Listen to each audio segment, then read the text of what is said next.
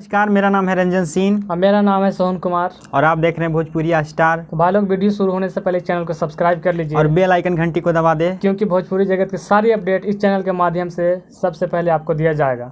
तो आप लोग जानते हैं कि 11 दिन पहले टीम फिल्म भोजपुरी पे एक ट्रेलर आउट किया गया था जिसका नाम था हमार स्वाभिमान। बहुत ही सुंदर, बहुत ही प्यारा ट्रेलर था जो कि अब ये फिल्म जो है से जल्द ही लॉन्च होने वाला है, जिसका डेट है 28 अक्टूबर। हाँ, तो ये फिल्म जो है से यूपी और बिहार और नेपाल के नज़दीकी सिनेमा घर में लॉन्च होगा। तो भाई लोग, आप लोग जाइए और इस फिल्म को देखिए, पूरा सपोर्ट कीजिए। हाँ, और बताइए कि क्योंकि ये film power star Pawan Singh का है। हाँ, तो भाई लोग, ट्रेलर तो बहुत मस्त था। आप लोग फिल्म देख कर एक बार बताइए कि कितना बढ़िया था, और इसका जो भी गलत है, क्या गलत नहीं है, वो भी कमेंट करके हम लोग को बताइएगा जरूर। हम लोग आप इंतजार करेंगे आपके कमेंट का।